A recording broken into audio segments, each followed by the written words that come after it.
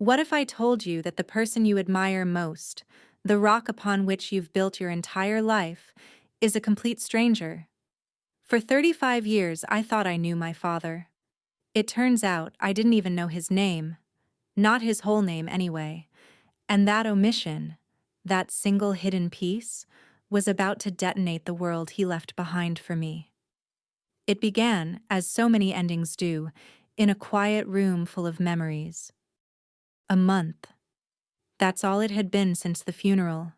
30 days since the world had tilted on its axis, sliding my father, Professor Richard Hayes, off the edge. And I was in his study, the heart of our Charleston home, tasked with the impossible, packing up a life that had been my own anchor. Every book on these mahogany shelves held a ghost. I ran my fingers over a worn spine of the Iliad, his looping pencil notes filling the margins, and I was 10 again, listening to him describe Achilles' rage as if he'd been there on the shores of Troy. The low country sun, thick and golden, streamed through the tall windows, illuminating dust motes dancing in the still air. It was a sacred space, smelling of old paper, his favorite leather-bound classics, and the faint, sweet aroma of the pipe tobacco he'd given up years ago, but that had somehow seeped into the very walls. My mother, Evelyn, hadn't set foot in here since he passed. The grief had hollowed her out, leaving a beautiful, fragile shell who now relied on me for everything. My phone vibrated against the polished surface of his desk, a jarring intrusion. Mom. Clara, darling? Her voice was thin, brittle as a dried leaf. I received a letter from the insurance company. It's full of numbers. I don't understand it. I closed my eyes, picturing her in the vast, silent house, lost. Just leave it on the hall table, Mom. I'll look at it when I get home. Oh, okay, dear. You're a good daughter. The words were meant as a comfort, but they felt like a cage. I hung up and my gaze fell upon the centerpiece of his desk, a framed photograph of him and me, taken about 5 years ago at my gallery opening. He stood tall, silver-haired, with that charming, scholarly smile that could disarm anyone. His arm was wrapped around my shoulders, a solid, unshakable presence. He was my hero, the man who taught me that history wasn't about dates, but about stories. What he failed to mention was that he was the author of a secret history of his own. He'd left a modest inheritance, the house and some savings, enough to ensure my mother's comfort and ease the pressure on my gallery. It was a responsible, loving final act. Or so I believed. My father was a man of integrity, of quiet dignity. The entire city of Charleston seemed to agree, judging by the flood of condolences. He was a pillar of the community, a beloved professor, a devoted husband and father. He was a perfect man. And that was the lie I was living. I picked up an old bronze letter opener, its weight familiar in my hand. He used it for everything, from slitting envelopes to pointing out routes on a map for our summer road trips. I was turning it over, lost in the memory of his strong, capable hands, when I noticed a small, locked drawer at the very bottom of the desk. I'd never seen it open. Not once in all my years. I felt a sudden, inexplicable urge to know what was inside. It was a decision that would unravel everything. Have you ever had a day so ordinary that you could feel the seconds ticking by, each one identical to the last? That was my Tuesday. The gallery was quiet, a sterile white space where the only sounds were the distant hum of Charleston traffic and the soft click of my heels on the polished concrete floor.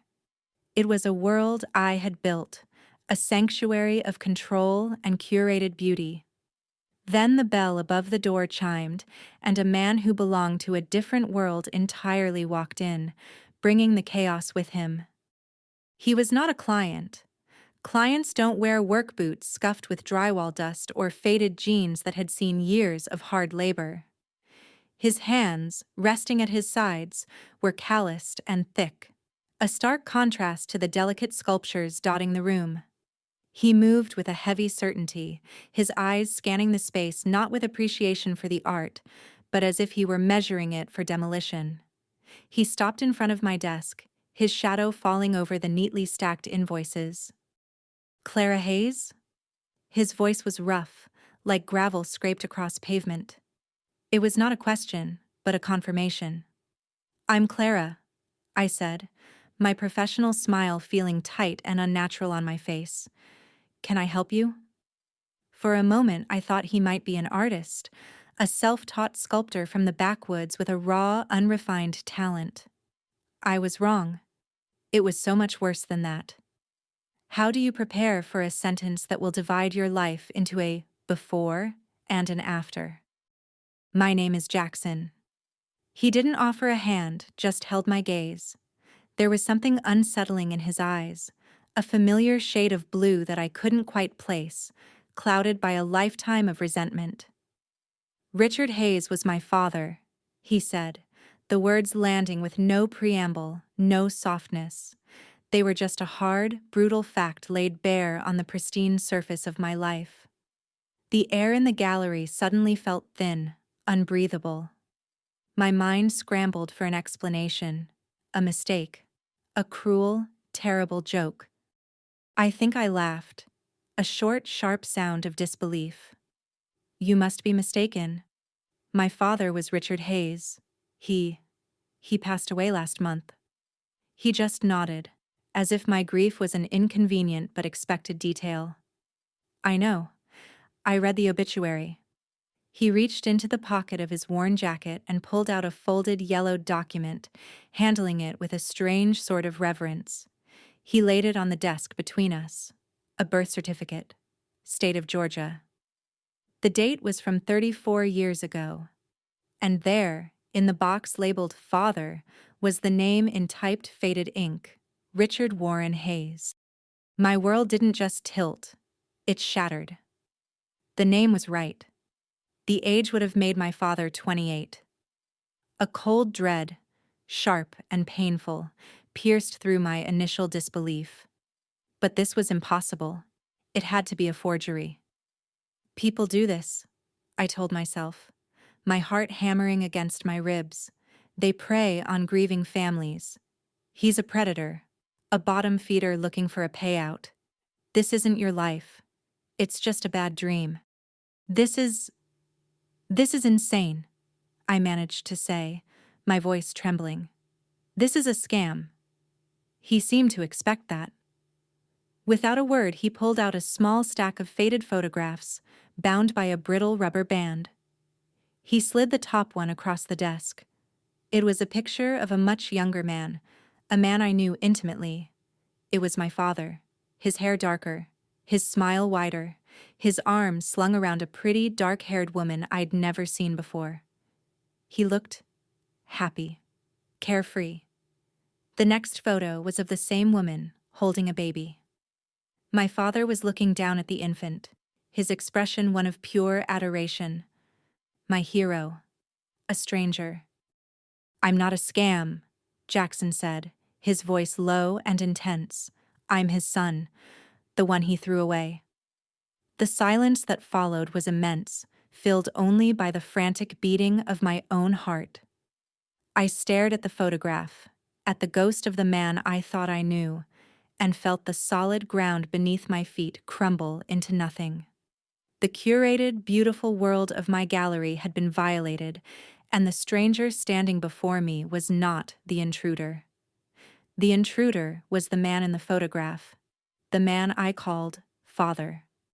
What do you do when a stranger tries to sell you a new past? You throw it back in their face. A cold, sharp fury, unlike anything I had ever felt, surged through me, a primal instinct to protect the dead and the world he had built for me.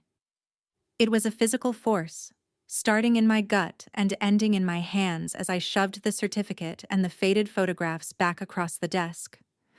The slick paper felt contaminated, diseased. "Get out." My voice was a low hiss, unrecognizable to my own ears. He didn't move, his gaze unwavering, those damn blue eyes boring into me. I think we need to talk. We have nothing to talk about, I snapped, my composure shattering like the glass he could have put his fist through. You walk in here, into my place of business, and you dare to slander my father's name with this garbage? You're a vulture, picking at a family in mourning. Get out before I call the police. He calmly collected the papers, his movements slow and deliberate, a stark contrast to the frantic energy coursing through me. There was no anger in his expression, only a kind of weary resolve that was somehow more infuriating than any argument he could have made. This isn't about slander, and it's not about money. Not all of it, anyway. He paused, his eyes flicking to the photograph of my father and me on the desk.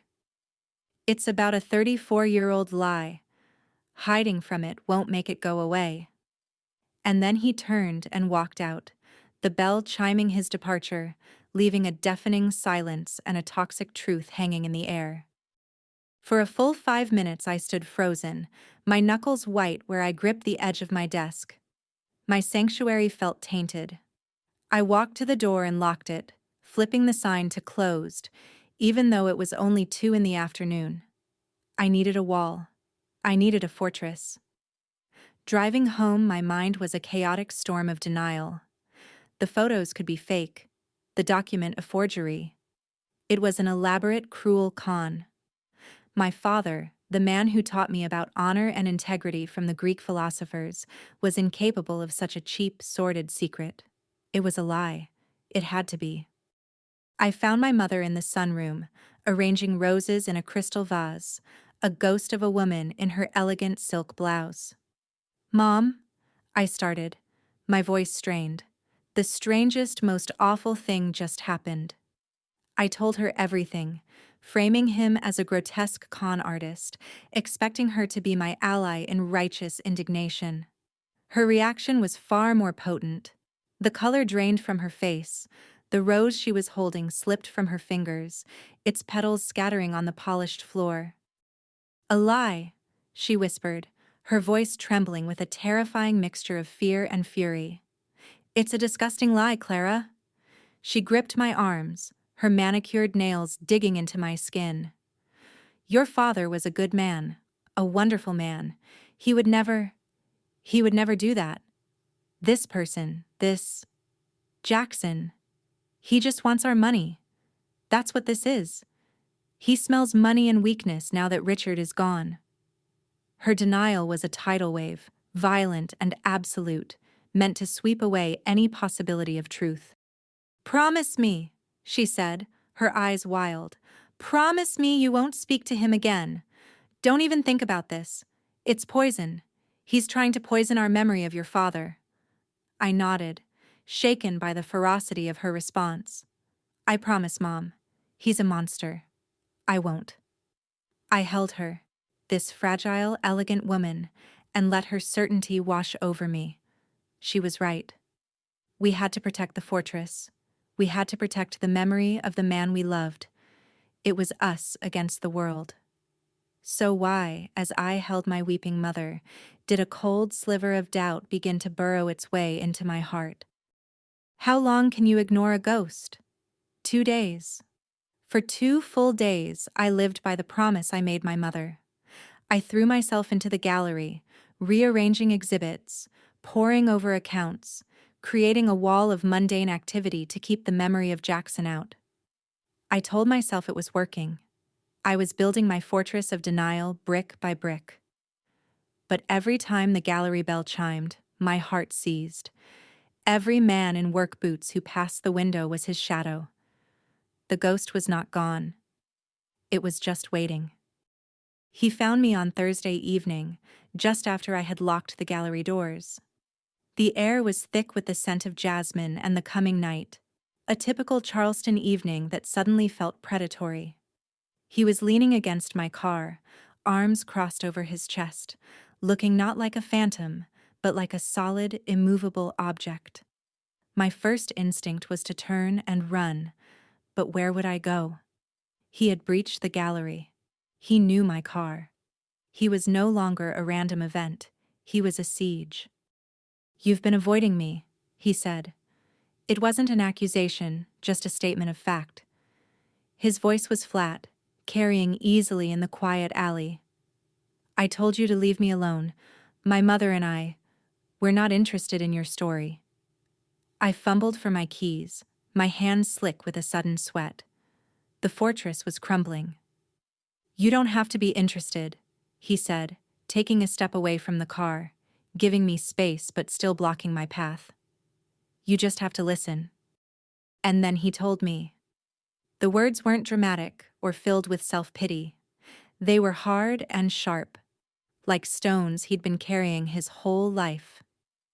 He spoke of his mother, a waitress in a small Georgia town who fell for a charming visiting academic who promised her the world and left her with a child. He spoke of a childhood spent watching other boys play catch with their fathers, of Christmases with no gifts, of his mother working double shifts until her feet bled, always telling him his father was a good man who just couldn't be with them. She wrote to him. "You know," he said, his eyes fixed on something far away. "For years. She never asked for much. Just an acknowledgement. A birthday card for me. Anything. A couple of times when things got really bad, he sent money. A few $100s in a plain envelope. No letter, no name, just cash. The price of his silence." The cold sliver of doubt in my heart twisted into a blade.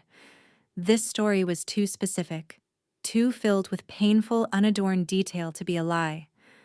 My father, my hero, paying for silence. "I tried to contact him myself when I was 18, Jackson continued, his voice hardening. "I called the university. I left messages. I wrote a letter. Sent him my high school graduation photo. I got no response. He had you. He had his perfect life. He didn't have room for a mistake with calloused hands."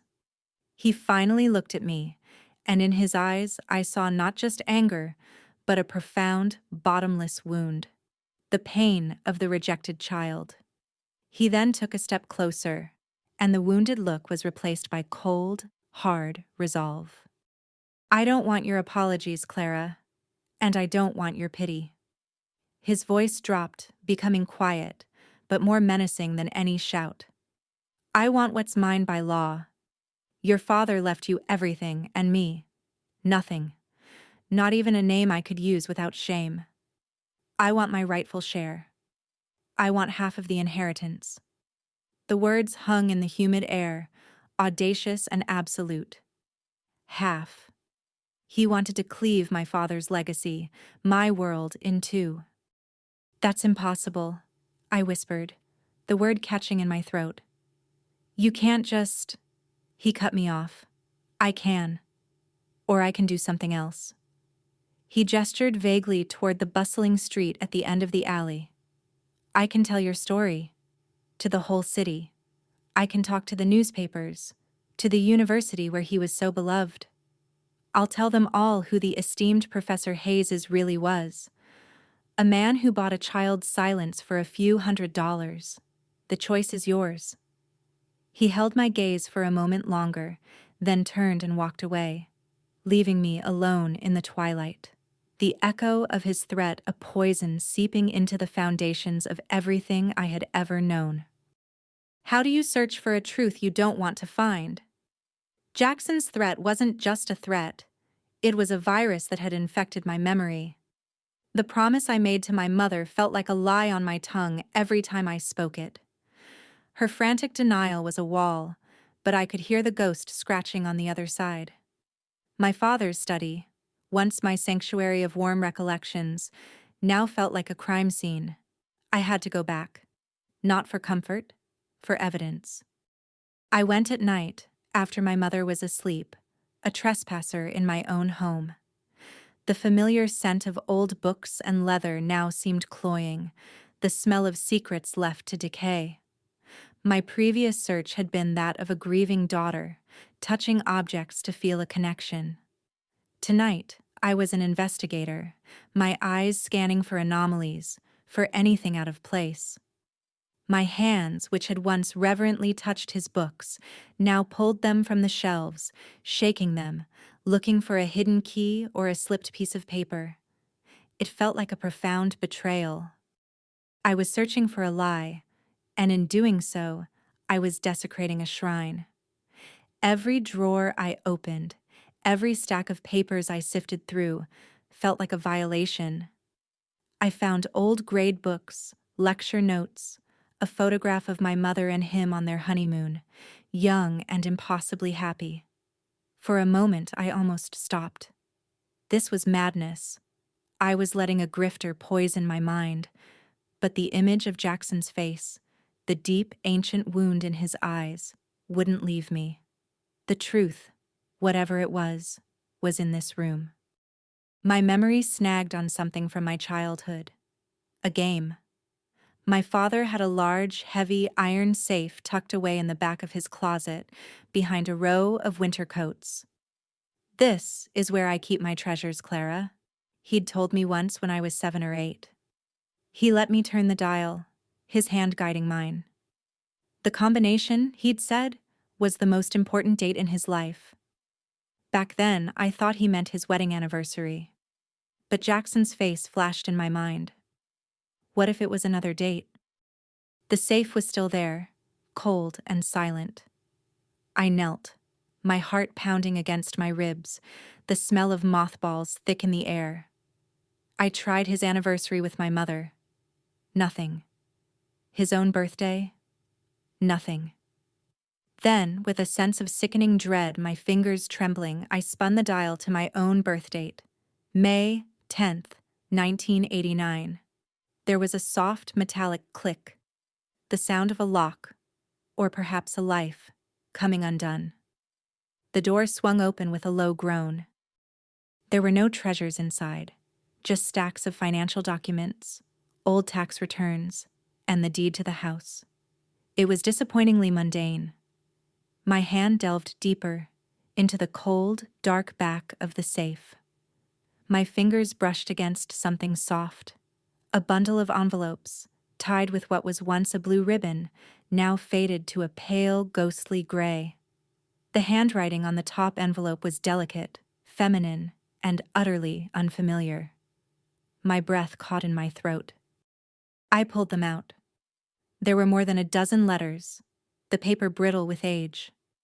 I opened the first one. The date was from 1991. "Richard," it began.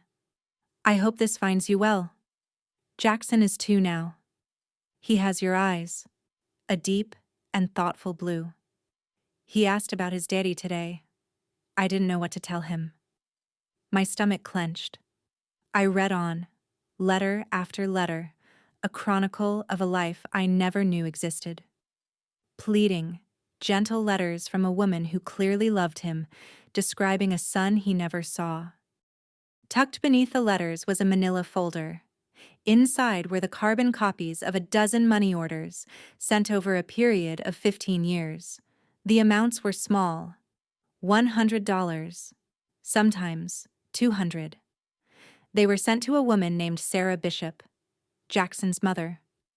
The final piece wasn't a loving memento, it was a receipt. Cold, transactional proof. My father hadn't just known. He had been paying. Paying to keep his other life, his other son, buried. The man in the photograph on the desk wasn't a hero. He was a man with a secret, and I was holding it in my hands. What is the weight of a lie? I can tell you. It is the exact weight of 13 brittle envelopes and a dozen carbon copy money orders. I carried them from the study to the sunroom the next morning, the bundle feeling as heavy as a tombstone in my hands. The morning light was bright and unforgiving, stripping away all the soft shadows where secrets could hide. My mother was sitting by the window, sipping her tea, the picture of fragile morning elegance. She was living in a world that no longer existed. I didn't say a word. I simply placed the bundle on the polished mahogany table between us. She looked at them, her brow furrowed in confusion, and then a flicker of recognition, and pure, cold terror flashed in her eyes. Her denial had been a fortress, but I had just walked through the front gate carrying the bones of its king. She knew what they were. She had known all along. Her teacup rattled in its saucer as she set it down, her hand trembling violently. "Where did you get those?" she whispered, her voice barely audible. It wasn't the question of an innocent woman. It was the question of someone caught. "In his safe," I replied, my own voice flat and dead. "The combination was my birthday. Isn't that a lovely little piece of irony?" I watched as the carefully constructed mask of the grieving widow crumbled, revealing the terrified woman who had been living a lie for over 35 years. "Clara, you don't understand," she began, the old defense rising instinctively. But there was no fight left in it. The proof was right there, lying between us. "Then make me understand, Mom." I slid the top letter from the ribbon. "Make me understand this woman, Sarah Bishop. Make me understand the letters she sent, begging for him to just acknowledge his son. Make me understand the money he sent to keep them quiet." Each word was a stone, and I could see them weighing her down, forcing the truth to the surface. And then she broke. It wasn't a loud, dramatic shattering, but a quiet, complete collapse. She covered her face with her hands and a dry, racking sob escaped her lips. "It was before us," she whispered through her fingers. "It happened the year before I met him. A brief affair.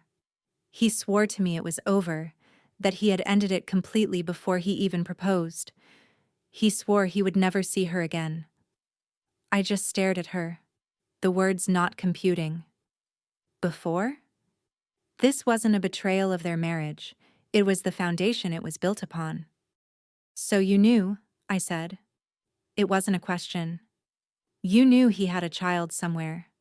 She looked up at me, her face streaked with tears, but her eyes held something new, the desperate defiance of a co-conspirator.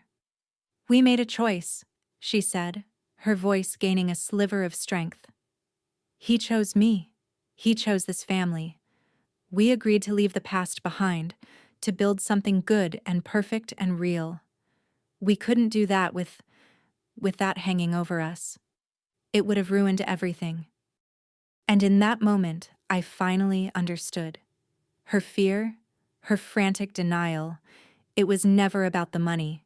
It was about the narrative, the perfect husband, the perfect marriage, the perfect family.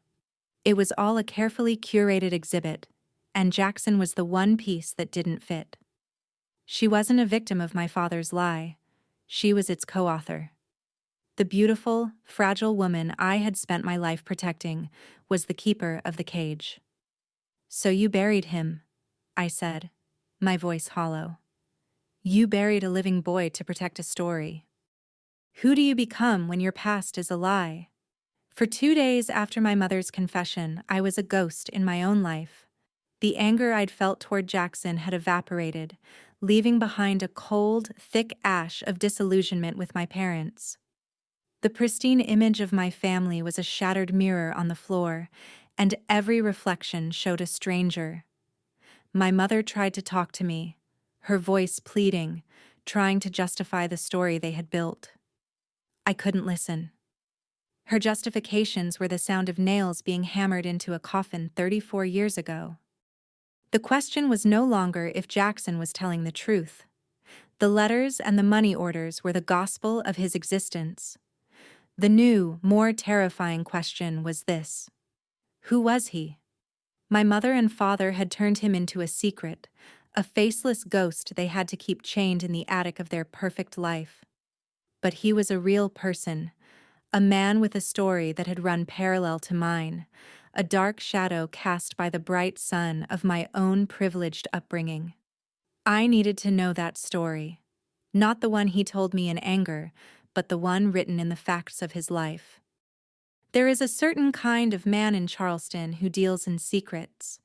Not the sordid kind whispered over cocktails, but the hard, factual kind buried in public records and quiet interviews.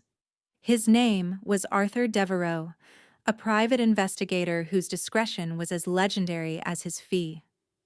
I met him in his dusty, book-lined office above a King Street antique shop. I gave him Jackson's name, his birth certificate, and told him I wanted to know everything. "I'm not looking for dirt," I clarified, my voice steady. "I'm looking for a life." The week I waited for his report was the longest of my life. The world I had known was gone, and I was in a strange, disorienting limbo. I would stand in the middle of my gallery, surrounded by tens of thousands of dollars of art, and feel a profound sense of fraud. I'd look at my hands, manicured, soft, their only labor being the signing of checks and the delicate hanging of canvases, and I would see Jackson's hands, thick and calloused from a lifetime of actual work. My entire existence, my education, this business my father helped me start, it was all funded by a lie of omission. When Devereux's call came, my heart hammered against my ribs.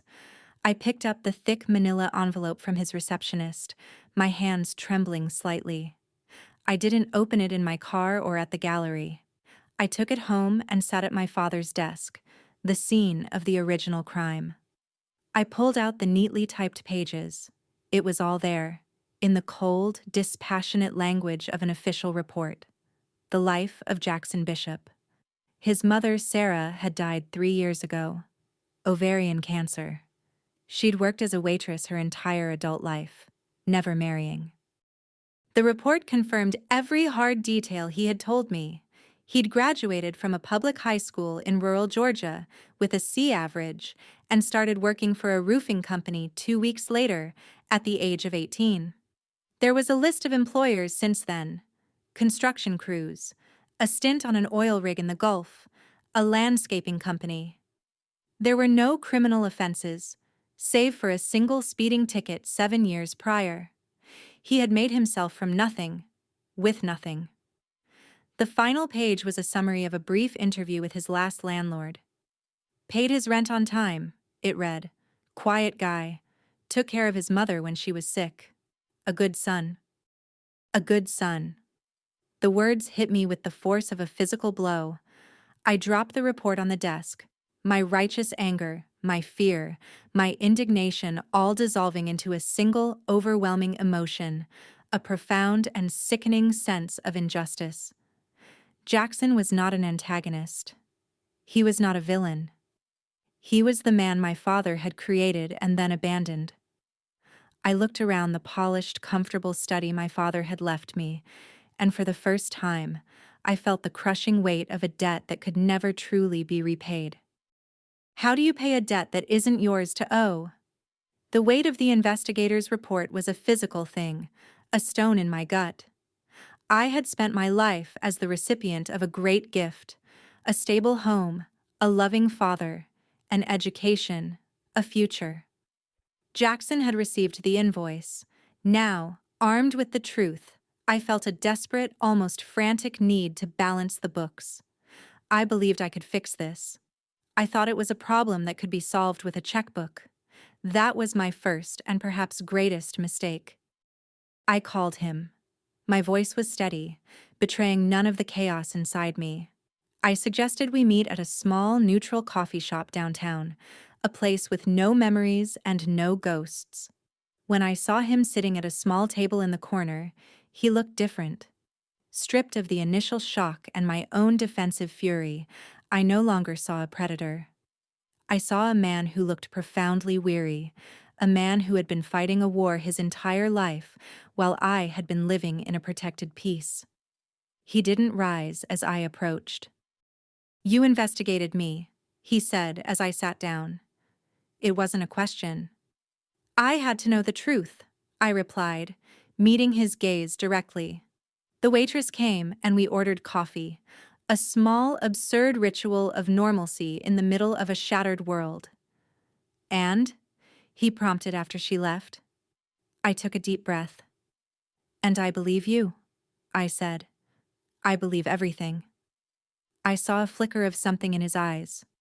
Not triumph, but a deep, painful validation that was gone as quickly as it appeared. My father, he kept records, I continued, choosing my words carefully. I found letters and money orders. My mother confirmed it.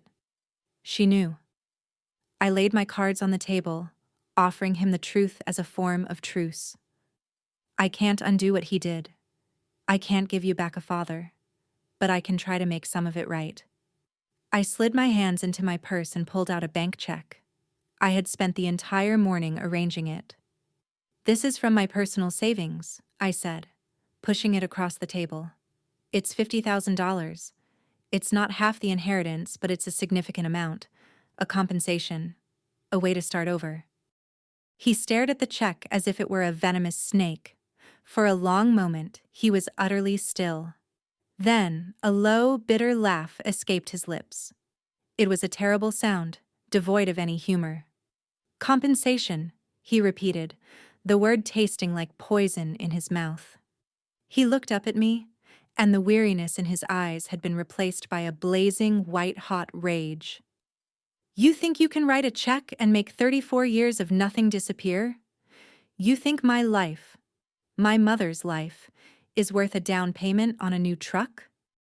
He shoved the check back across the table so hard it skidded and fell to the floor. I don't want your goddamn handout, he snarled, his voice a low, vicious growl that made heads at nearby tables turn. Do you understand? I don't want a single cent of your money. He leaned forward, his rough hands flat on the table, his face inches from mine. This was never about a gift from you. It's about what belongs to me. By right, from him. I want my name. I want my place. I want half of everything that man owned, because I am his son. He stood up so abruptly his chair scraped loudly against the floor. Keep your charity, he spat, and then he was gone, leaving me alone with the rejected check on the floor and the horrifying realization that this was not about money at all. It was about blood. What happens when the people who are supposed to be your safe harbor become the storm? I had believed, foolishly, that blood was a bond of shared morality. I thought that by gathering the remnants of my family, I could find a collective conscience, a path forward that wasn't paved with either hush money or a scandalous public war. So I called the council. My mother, my Aunt Caroline, and her husband, my Uncle Robert, all assembled in our formal living room, a room designed for polite company, not for dissecting the ugly heart of a family secret. They sat stiffly, a tableau of Charleston decorum. My Uncle Robert, a man who measured the world in profit margins, checked his Rolex. My aunt wrung her hands, her face a mask of anxious concern. My mother was a statue of brittle denial. I stood before them, the prosecutor of a crime I had only just discovered. I laid out the facts, not as an accusation, but as a shared problem. I told them about Jackson, the letters, my mother's confession, and, crucially, his furious rejection of my $50,000 offer. The silence that followed was heavy, analytical. It was my uncle who broke it, his voice the crisp, impatient sound of a man cutting to the bottom line. So, he's holding out for more. It's a negotiation. What's his number? Half the estate is posturing. Everyone has a price. He looked at me as if I were a junior associate who'd fumbled a simple business deal. Clara, you don't pay off an extortionist with pocket money. You go in with a real number, you make them sign a non-disclosure agreement so airtight they can't sneeze without your permission, and you make the problem disappear. Robert is right, my Aunt Caroline chimed in, her voice fluttering with panic. Think of the scandal, the university, our friends, everything your father built. She turned to my mother. Evelyn, you poor thing, to have this dredged up now. My mother, seizing this lifeline of support, straightened her spine. I told you, Clara, He's a grifter. He sees a grieving family and smells blood. We shouldn't give him a single cent. He is nothing to us." She said the last words with a chilling finality, a queen banishing a ghost from her court. I stared at them, a slow, cold wave of disbelief washing over me. They weren't listening. They hadn't heard a single word I'd actually said. "Did you not hear me?" I asked, my voice dangerously quiet. "This isn't a negotiation. He doesn't want money. He wants recognition. He wants justice for a life he feels was stolen from him." I looked from my uncle's dismissive face to my aunt's social terror to my mother's iron wall of denial. "Doesn't anyone see that we have a moral obligation here? That a man was wronged?" My uncle actually scoffed. "Morality? Clara, this is a shakedown, plain and simple. We're talking about protecting your father's legacy, protecting your mother's future. You're being emotional and letting this con man get in your head." They spoke of legacy, reputation, and money. Not once did they speak of the man. Not once did they acknowledge the boy in the faded photographs. Jackson was not a person to them. He was a liability, a problem to be managed. I looked at the three faces that were supposed to be my family, and I saw only strangers. In that moment, surrounded by the people I was bound to by blood, I had never felt more profoundly, terrifyingly alone. Have you ever been in a room full of your own family and felt like a complete stranger? The silence that followed the family council was more damning than any argument. I was adrift, cut loose from the only anchor I had ever known. That night, sleep was an impossible luxury. Every time I closed my eyes, I saw their faces. My uncle's cold pragmatism, my aunt's social panic, my mother's terrified, resolute denial. They had offered me a simple, clean solution: buy the silence, write a check, sign a contract, and bury the ghost for good, just as my father had. I lay in my bed, the familiar weight of the heirloom quilt feeling suffocating. The entire house, once a sanctuary of happy memories, now felt like a beautifully decorated mausoleum built to entomb a single, ugly truth. For 35 years I had slept soundly under this roof, secure in the knowledge that I was loved, that my world was built on a foundation of integrity. But the foundation was a lie, and the tremors were bringing the whole structure down. Was I supposed to simply patch the cracks with money and pretend the earthquake never happened? My father's ghost was relentless. Not the ghost of the hero I grew up with, but this new, complicated phantom. The man who read me Greek myths about honor and then failed his own test. The man who taught me to always face the truth, and then spent a lifetime hiding from it. The hypocrisy was a bitter pill. But as the hours ticked by, a different thought began to emerge, quiet and insistent. What was he thinking?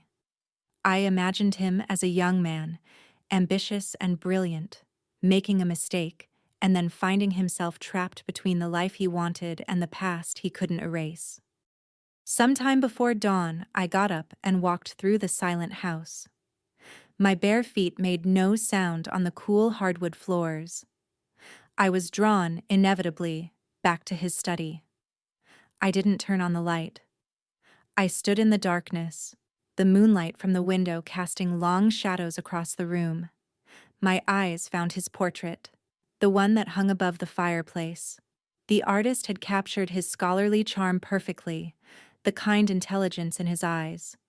For a long moment, I felt a fresh wave of anger. The man in that painting was a lie.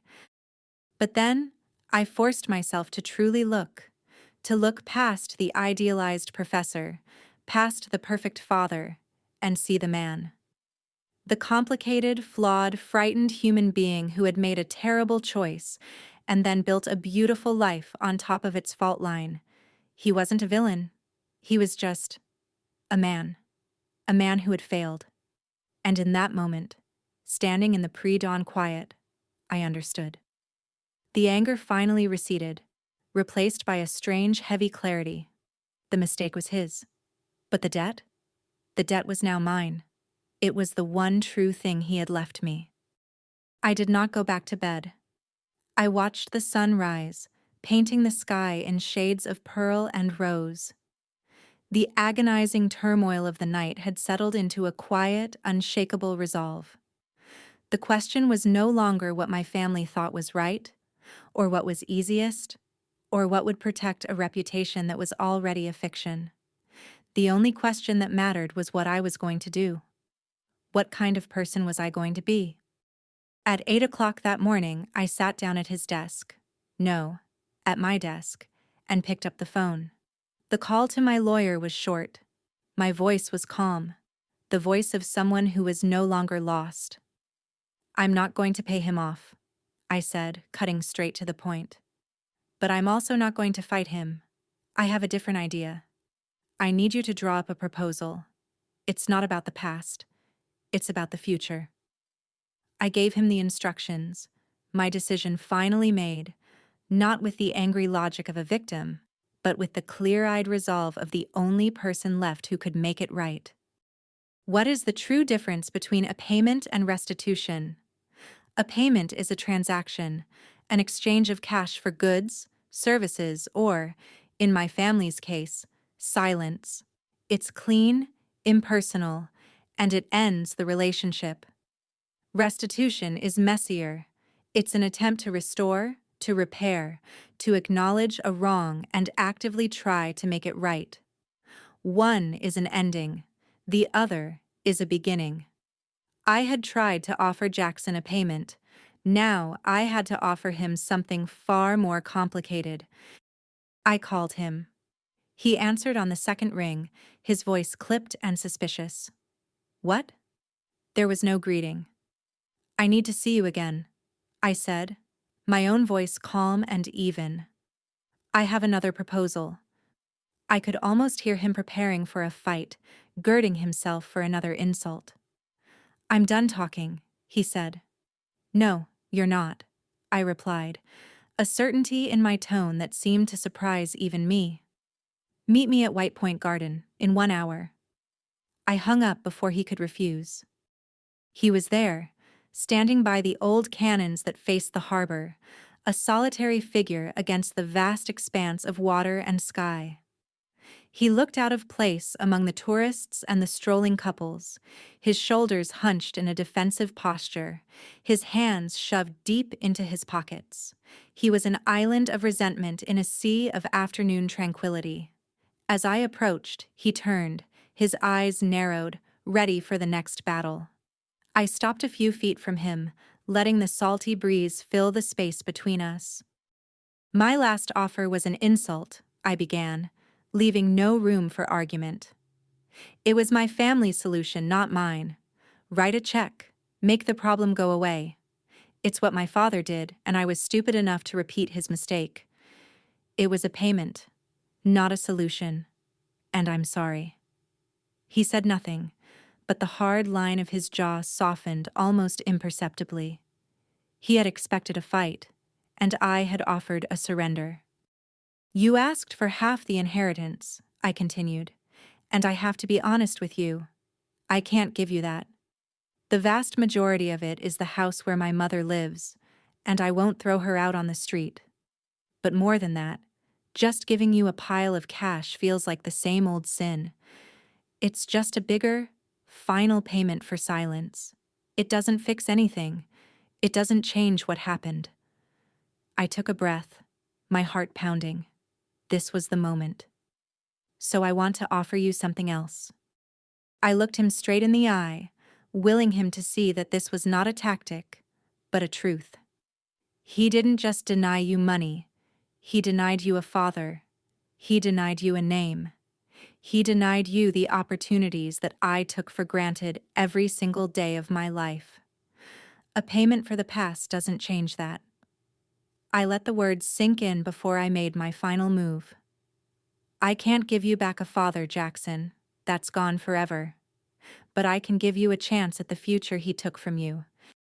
I will fund your education, go to any university, get any degree you want, and I will pay for all of it. Or, if you have a dream, a business you've always wanted to build, something that is yours. I will give you the capital to start it. This isn't a handout. It's an investment in the life you should have had. He just stared at me, his mouth slightly agape. All the anger, all the righteous fury seemed to drain out of him, leaving behind a raw, stunned vulnerability. He had come armed for war, and I had just offered to help him build a city. What does the silence of a man who has spent his entire life screaming on the inside sound like? It sounds like the gentle lapping of water against the Charleston harbor wall. It sounds like the rustle of palmetto fronds in the afternoon breeze. For a full minute, that is all I heard. Jackson just stood there, his body rigid with shock, the architecture of his anger and resentment collapsing in real time. He had built his entire identity around being the wronged son, the fighter demanding his due. I hadn't just offered a truce, I had taken away his war. His mouth opened slightly, then closed. His gaze dropped from mine to the cobblestones at his feet, as if the ground itself had suddenly become unsteady.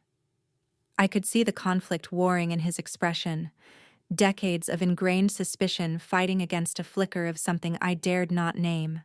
Hope, maybe? He had come prepared for a negotiation, for a battle of wills over a number. He was completely unarmed for an offer of a life. The power had shifted, but not to me. For the first time, it was his. I stayed silent, letting him process. This was not a moment for persuasion. My offer was on the table, a fragile and complicated thing. Any further words from me would feel like pressure, like a sales pitch, and would cheapen the entire gesture into just another transaction. I had done all I could. I had acknowledged the debt, and I had proposed a form of restitution that was not about erasing the past, but about building a different future. The next move had to be his. The silence stretched on, becoming its own form of communication. Finally, he lifted his head, but he didn't look at me. He looked out at the water, at Fort Sumter in the distance, a place my father had taken me a dozen times to teach me about history. "I'll think about it," he said. The words were quiet, rough, almost rusty from disuse. They held none of his previous aggression. It was the voice of a man who had been handed a map to a country he never knew existed and had no idea how to read it. And then, without another word, he turned and walked away, not in anger, but in a state of profound, disoriented retreat. The week that followed was a masterclass in suspense. Every time the phone rang, my stomach twisted into a knot. I existed in a state of limbo, having detonated my old life without any certainty that a new one could be built. My mother treated me with a cool, wounded distance. She knew I had defied the family's counsel, and the silence in our house was thick with her disapproval. She didn't ask what I had offered Jackson, and I didn't tell her. We were two strangers orbiting the black hole my father had left behind. Then, a week later, on a Thursday afternoon, my phone buzzed with an unknown number. I answered, my heart a frantic drum against my ribs. "Hello?" For a moment there was only silence, and I thought it was a wrong number. Then, his voice came, so changed I almost didn't recognize it. The hard, gravelly edge was gone, replaced by something quiet and hesitant. "It's Jackson," he said. I waited, my breath held tight in my chest. This was it. The verdict. The beginning or the end. There was a long pause, and I could hear him take a slow, shaky breath on the other end of the line. He was not calling to threaten or demand. He was calling to confess. "I always wanted my own auto repair shop," he said, and the words were so quiet, so vulnerable, so utterly devoid of anger that they sounded like the first words of a new language. It was not a yes. It was not an acceptance. But it was, without a doubt, a beginning. 2 years. Is that how long it takes to pay off a debt of a lifetime?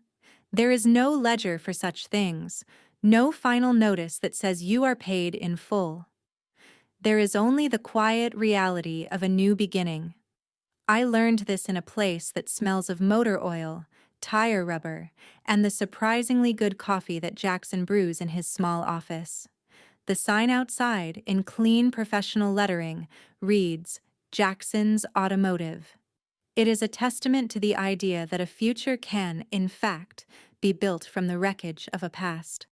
I bring my car here for its oil changes now. It's our ritual, a fragile but consistent thread of connection. We are not friends. We are not, in any real sense, brother and sister. We are two people tethered by a ghost who have chosen to build a respectful peace instead of a ruinous war. He greets me with a nod, his hands stained with the honest grease of his new life. The raw, wounded anger that once radiated from him is gone, replaced by the quiet confidence of a man who is the master of his own small world. My mother has never been here. She never will. She still lives in the beautiful house built on a lie, but the lie has less power now. She no longer refers to Jackson as the fraud. Now he is simply that man. It is a small change, a barely perceptible shift in her vocabulary, but in the rigid, curated world of my mother, it is the tectonic equivalent of a mountain moving. It is not forgiveness, and it is not acceptance. It is, perhaps, the first crack in a lifetime of denial, and for now, it has to be enough. Today, as I waited for him to finish, I wandered into his small, tidy office to pay the bill. My eyes scanned the corkboard on the wall, a typical collection of invoices, calendars, and a supplier's business card. And then I saw it. Tucked in the corner, held up by a single yellow thumbtack, was a small, faded photograph. It was one of the ones he had shown me that very first day in the gallery. It was a picture of a young man with a familiar, charming smile, my father, standing next to a pretty, dark-haired woman I would never know. His mother. I stared at the photograph, and a profound, quiet understanding washed over me. He hadn't hidden it away. He hadn't destroyed it. He had claimed it. He had placed this small, painful piece of his history at the heart of the future he was building. It was a declaration that this past, his past, was real.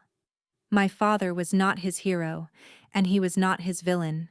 He was just a fact, a ghost on a wall, a memory that Jackson now had the right to own on his own terms.